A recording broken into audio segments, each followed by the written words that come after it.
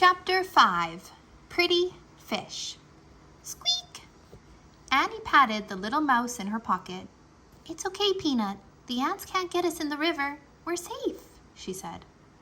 "Maybe safe from the ants," said Jack. "But where is this canoe going?" Jack and Annie stared at the river. Branches spread over the water. Vines and mosses hung down from them. "We'd better look this up," said Jack. He pulled the rainforest book out of his backpack and flipped through it. Soon he found a picture of a river. He read, "The Amazon River stretches over 4,000 miles from the mountains of Peru across Brazil to the Atlantic Ocean. The river basin contains over half of the rainforests in the world." Jack looked at Annie. "We're on the Amazon River," he said. "It's more than 4,000 miles long." "Wow," Annie whispered. She looked at the river. She trailed her hand through the water. "I have to make some notes," Jack said. He pulled his notebook out of his pack. He wrote, "The Amazon rainforest is..." "Jack, look at those pretty fish with the teeth," said Annie. "What?"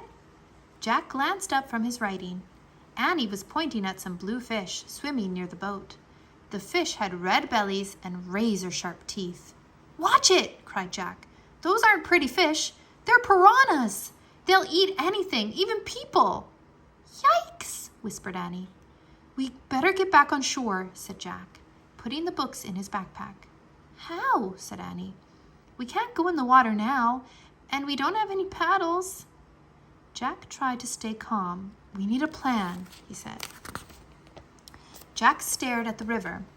The canoe would soon float under some vines. "I'll grab a vine," said Jack, "and pull us to shore." "Good idea," said Annie. As they glided under the branches, Jack stood up. The canoe rocked. He nearly fell out. "Balance the canoe," said Jack. Annie leaned to one side. Jack reached. He missed. The canoe floated under more branches. Jack reached for another thick vine. He grabbed it. It was cold and scaly. It wiggled and jerked. "Ah!" Jack screamed and fell back into the canoe. The vine was alive. It was a long green snake. The snake fell from the tree. It splashed into the water and swam away. "Oh, man," said Jack. He and Annie stared in horror at each other. "What now?" said Annie, making a face. "Well..."